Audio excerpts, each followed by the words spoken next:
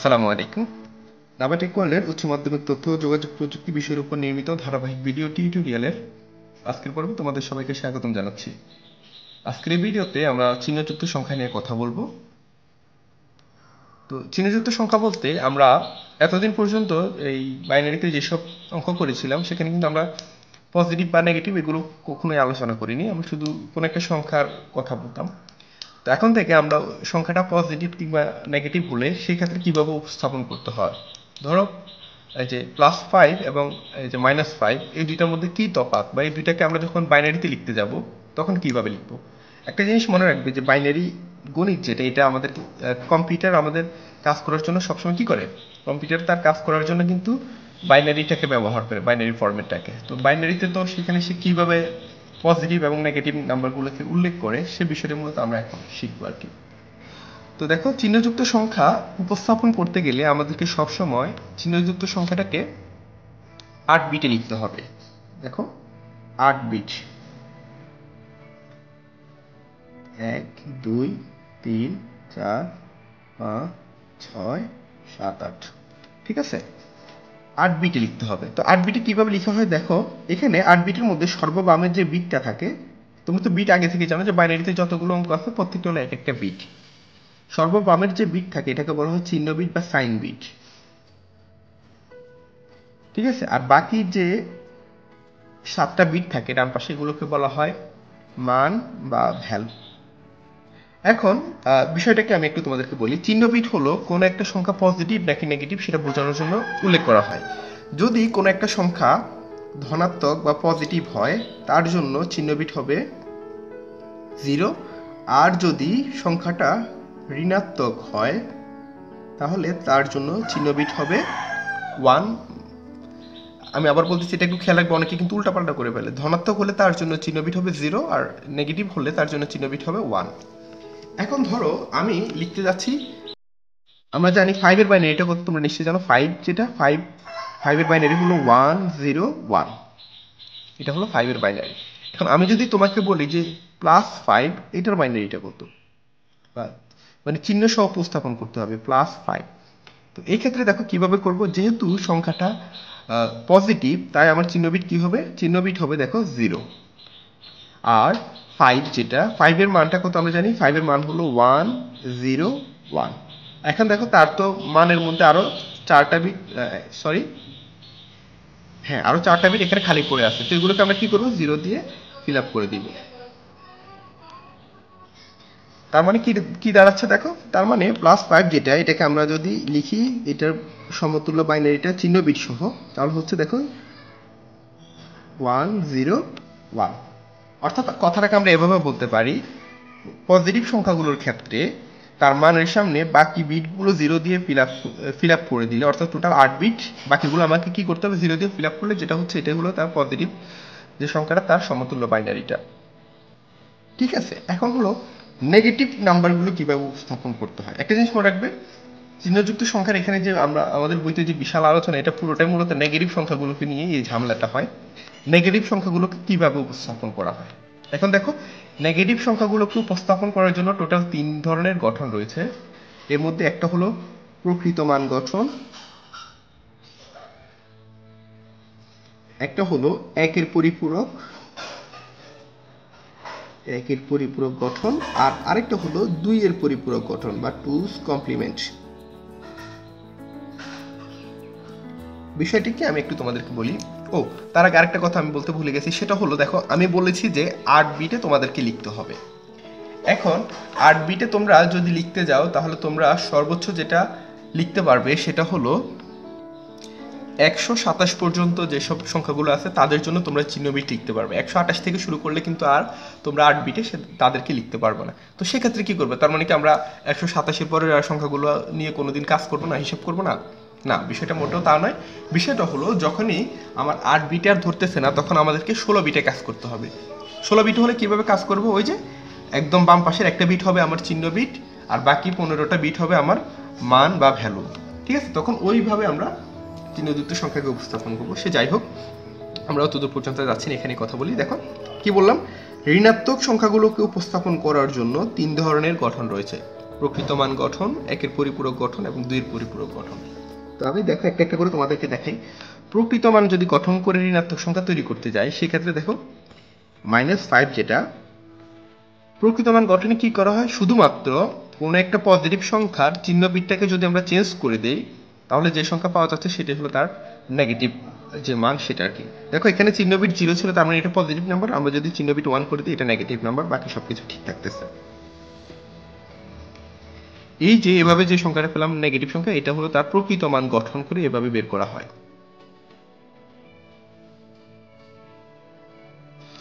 আচ্ছা, তবে এই পদ্ধতিটা ফলো করা হয় না, কারণ প্রকৃত মান গঠনের একটা সমস্যা আছে। সেটা হলো 0 এর জন্য দেখো আমরা যদি এখানে সবগুলো বিট, চিহ্ন বিটটা বাদ দিয়ে চিন্তা করো, সবগুলো বিট যদি আমরা 0 লিখে ফেলতাম, আমি লিখেই দেখাই তোমাদেরকে। দেখো এখানে 7টা 0 লিখেছি, তার মানে এটা এই যে সংখ্যাটা লিখলাম এটার মান হলো 0। এখন আমি যদি সামনে একটা 0 দেই, তার মানে এটা তুমি বলবা কি এটা হলো +0। আমি যদি সামনে 0 না দিয়ে 1 দিতাম, তাহলে তুমি বলতে এটা হলো -0। তার মানে দেখো 0 কি কখনো +0 -0 হয়? এটা তো হয় না। কিন্তু প্রকৃত মান গঠন করে আমি চিহ্ন বিট চেঞ্জ করে কিন্তু -0 নিয়ে আসতেছি। তার মানে এখানে একটা ঝামেলা আছে। এই কারণে প্রকৃত মান গঠন নিয়মটা এভাবে আমরা, মানে এটা ডিজিটাল যে ডিভাইসগুলো, এখানে এই প্রকৃত মান গঠনের নিয়মটা ফলো করা হয় না। এবার দেখো আরেকটা নিয়ম যেটা, সেটা আসলো একের পরিপূরক নিয়ম। একের পরিপূরক নিয়ম কি দেখো, একের পরিপূরক নিয়ম হলো এই যে আমি এটা নিয়ে কথা বলতেছি। দেখো একের পরিপূরক নিয়মে কি করা হয়, 0 এর জায়গায় 1 বসানো হয়, 1 এর জায়গায় 0 বসানো হয়। এভাবে নেগেটিভ সংখ্যাগুলো উপস্থাপন করা হয়। দেখো তার মানে এই যে +5 থেকে -5 আমরা নিতেছি, এখানে কি হবে, 0 এর জায়গায় 1 হবে, 1 এর জায়গায় 0 হবে। দেখো তাহলে কি হচ্ছে, এই যে 1 1 1 1 1 0 1 0, এটাই হচ্ছে কি, এই যে +5 তার একের পরিপূরক। এইভাবে ওরা কি করতো, এই যে ঋণাত্মক সংখ্যাগুলোকে উপস্থাপন করা হয় একের পরিপূরক গঠনে। কিন্তু তুমি 0 এর ক্ষেত্রে চিন্তা করলে এখানেও দেখবে যে +0 এবং -0 চলে আসতেছে আলাদা আলাদা। তো +0 -0 তো বাস্তবে সম্ভব না। এই কারণে একের পরিপূরকের এই গঠনটাও আমরা কি করি, ডিজিটাল যে ডিভাইসগুলো সেখানে অ্যাভয়েড করা হয়। তো এই চিহ্নযুক্ত সংখ্যা তাহলে উপস্থাপন করার জন্য সবচেয়ে ভালো মাধ্যম কি, সেটা হলো 2 এর পরিপূরক নিয়ম। তো 2 এর পরিপূরক নিয়মটা কিভাবে করা হয় দেখো, 2 এর পরিপূরক করতে হলে যে কোনো পজিটিভ সংখ্যার, দেখো এখানে সমতুল্য বাইনারিটা লিখা হয়, লিখার পরে তার একের পরিপূরকটা প্রথমে নির্ণয় করতে হয়। লিখে একের পরিপূরক, একের পরিপূরকটা কিভাবে নির্ণয় করতে হয় দেখো, 0 এর জায়গায় 1 বসাবো, 1 এর জায়গায় 0 বসাবো, তাহলে যে সংখ্যাটা পাবো সেটা হলো তার একের পরিপূরক। এখন এই একের পরিপূরকের সাথে আমরা যদি 1 যোগ করে দেই, যেটা পাবো সেটাই হলো 2 এর পরিপূরক। তো চলো আমরা এভাবে কথা না বলে আমরা সরাসরি একটা অঙ্ক করে বিষয়টি একটু বোঝার চেষ্টা করি। দেখো আমরা একটু আগে +5, যেটা +5 এর জন্য বাইনারিটা লিখেছিলাম কিভাবে, পজিটিভ সংখ্যাগুলোর জন্য খুবই সহজ, মনে রাখবে শুধু তার মানটা লিখো। আমরা জানি 5 = কত, 1 0 1। তো তাকে তার বিটে প্রকাশ করতে হবে, যেহেতু এটা একটা চিহ্নযুক্ত সংখ্যা। বাকি বিটগুলো তুমি 0 দিয়ে ফিল আপ করে দাও, তাহলেই চলবে। এই যে টোটাল 8 বিট হয়ে গেলে এটা হলো +5। এখন দেখো আমাকে বলা হলো যে -5টা তৈরি করতে। -5 এর বাইনারিটা কেমন হবে দেখতে। তো -5 অর্থাৎ ঋণাত্মক যে সংখ্যাটা, এটা উপস্থাপন করবো কিভাবে দেখো, এটা ছিল প্রকৃত মান। আমরা এটার প্রথমে একের পরিপূরক যেটা, এটা নির্ণয় করব। দেখো একের পরিপূরক কিভাবে নির্ণয় করা হয়, 0 এর জায়গায় 1 বসাতে হয়, 1 এর জায়গায় 0 বসাতে হয়। এই যে এটা কি দেখো, আমি এখানে পাশে লিখতে, এটা ছিল প্রকৃত মান। এখানে যেটা লিখলাম এটা হলো তার একের পরিপূরক। এখন দেখো এই একের পরিপূরকের সাথে আমরা যদি 1 যোগ করে দেই, যেটা পাবো সেটাই হলো 2 এর পরিপূরক। আমি আবার বলতেছি, দেখো একের পরিপূরক যেটা, তার সাথে যদি আমরা 1 যোগ করে দেই, যেটা পাওয়া যায় সেটা হলো তার 2 এর পরিপূরক। আর এভাবে কোনো সংখ্যার নেগেটিভ সংখ্যাটা বের করতে হয়। তার মানে +5 এর একের পরিপূরক হলো এটা, আর এর সাথে আমরা 1 যোগ করতেছি। কেন? কারণ আমরা -5 কত সেটা নির্ণয় করতে যাচ্ছি। দেখো 0 এর সাথে 1 যোগ করলে 1, এখানে আর তো যোগ নাই, যে যোগ শেষ, বাকিগুলো বসাই দিচ্ছি। দেখো এটাই হলো 2 এর পরিপূরক। কার 2 এর পরিপূরক দেখো, +5 যেটা, তার 2 এর পরিপূরক হলো এটা, আর এটাই হলো -5। ঠিক আছে, তার মানে আমরা কি বলতে পারি, -5টা কি জিনিস, -5 হলো +5 এর 2 এর পরিপূরক। ঠিক আছে? আচ্ছা, এখানে এখন একটা মজার জিনিস দেখো, এই যে এটা কিন্তু -5।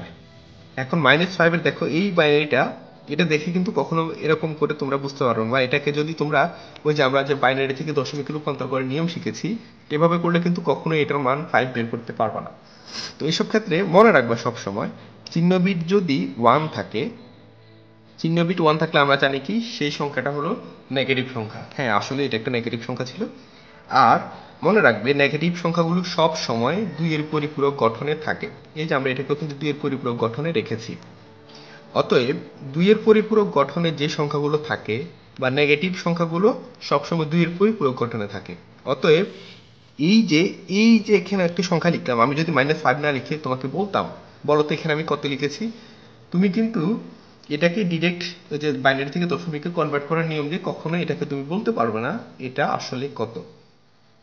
বোঝা গেছে? তার মানে একটা কথা সবসময় মনে রাখবে যে 2 এর পরিপূরক গঠনে যারা থাকে তাদেরকে কখনো দেখে এভাবে বলা যায় না সে আসলে কত। এই সব সংখ্যাগুলোর ক্ষেত্রে তার মানটা কত, যে এটা আসলে কত সেটা বুঝতে হলে কিন্তু এটাকে পুনর্নিগেশন করতে হবে। নিগেশন কি জিনিস? নিগেশন হলো বিপরীতকরণ করা। অর্থাৎ কোনো একটা পজিটিভ সংখ্যাকে একবার 2 এর পরিপূরক করলে এটা নেগেটিভ হয়, এটাকে যদি আমরা আবার 1 এর পরিপূরক করে তারপর 2 এর পরিপূরক করি, এটা আবার হয়ে যাবে +5 হয়ে যাবে। বুঝতে পেরেছো বিষয়টা? মানে এই যে এখানে যেটা পেলাম তার জন্য আবার 1 এর পরিপূরক নির্ণয় করব, 1 এর পরিপূরকের সাথে 1 যোগ করলে দেখবে যে আবার এটা চলে আসবে। এভাবে মূলত তাদের মানগুলো নির্ণয় করতে হয়। তো এই বিষয়টা এখন হয়তো তোমাদের কাছে মনে হচ্ছে যে এটা কি বলতেছি আমি, অনেকে হয়তো বুঝতেছো না, একটু পরে তোমরা বুঝতে পারবে এই কথাটা আমি কেন বলেছি। এখন চলো আমরা যেহেতু 2 এর পরিপূরক বের করা শিখে গেছি, তোমরা আমাকে একটা সংখ্যা তৈরি করে দেখাবে এখন। সেটা হলো দেখো কত লেখা যায়, 55, যেটা 55 এর 2 এর পরিপূরক নির্ণয় করে দেখাবা। 55 এর 2 এর পরিপূরক। ঠিক আছে, আমাদের বলা হবে যে 55 এর 2 এর পরিপূরক কত সেটা নির্ণয় করে দেখাও। তো 55 এর 2 এর পরিপূরক বলতে কি, আমরা মানে -55 টা কত সেটা জানতে যাচ্ছি আর কি। তো কিভাবে করব দেখো এটা, আমরা প্রথমে দেখো লিখতেছি যে +55 = 55 এর বাইনারি কত আমাদেরকে আগে সেটা লিখতে হবে। তো 55 এর বাইনারিটা তোমরা যদি আগে থেকে হিসাব করে নাও, 55 এর বাইনারি হলো দেখো, 55 এর বাইনারি হলো 1 1 0 1 1 1। এটা তোমরা নিজেরা বের করে নিতে পারো আগে থেকে। ওকে, আর নর্মালি এই যে কোন একটা ডেসিমাল সংখ্যার বাইনারির কথা, এটা খুবই শর্টকাট একটা ওয়েতে বের করা যায়। আমি তোমাদেরকে এটার জন্য একটা টিপস শিখিয়ে দেবো একটা ভিডিওতে। ঠিক আছে, আপাতত এমনিতে দশমিক থেকে কিভাবে বাইনারিতে রূপান্তর করতে হয় সেটা দিয়ে তোমরা বের করো। এটা হলো 55 এর বাইনারি। এখন যেহেতু এটা চিহ্ন সহ আছে, তার মানে আমাদেরকে কি করতে হবে, এটাকে 8 বিটে নিয়ে লিখতে হবে। তো 1 2 3 4 5 6 6টা আছে, বাকি দুইটা যদি আমরা 0 দিয়ে দিই তাহলে এটা 8 বিটে প্রকাশিত হয়ে গেল। এখন আমাদেরকে কি করতে হবে, আমরা তো 55 এর 2 এর পরিপূরক নির্ণয় করতে যাচ্ছি, তার মানে আমাদেরকে প্রথমে 1 এর পরিপূরকটা বের করতে হবে। একটা জিনিস মাথায় রাখবে, 2 এর পরিপূরক বের করতে হলে কিন্তু তোমাকে অবশ্যই আগে 1 এর পরিপূরকটা নির্ণয় করতে হবে। 1 এর পরিপূরক কি জিনিস? 0 এর জায়গায় 1 লিখবো, 1 এর জায়গায় 0 লিখবো, 1 1 0 0 1 0 0 0। ঠিক আছে, এটা হয়ে গেল কি আমার। আচ্ছা, এখানে লিখে রাখো 1 এর পরিপূরক। এরপরে দেখো কি বলেছি, 1 এর পরিপূরকের সাথে যদি আমরা 1 যোগ করে দেই, যেটা পাবো সেটাই হলো 2 এর পরিপূরক। দেখো 0 এর সাথে 1 যোগ করলে 1, আর কেউ যেহেতু নেই বাকিগুলো বসে যাবে।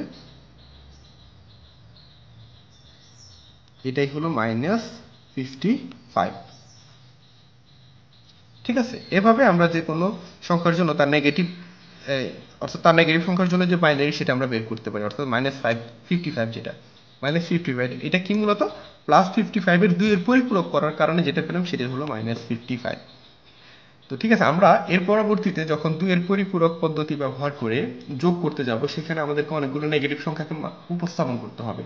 ঠিক আছে, 2 এর পরিপূরক পদ্ধতি বলতে দেখো, আমাকে যদি বলা হয় +5 এর সাথে -2 যোগ করো, তার মানে আমাকে কিন্তু +5 এর বাইনারিটা লিখতে হবে। এরপরে -2, যেটা -2 এর বাইনারি লিখতে হবে। এখন -2 এর বাইনারি তুমি পাবা কোথায়?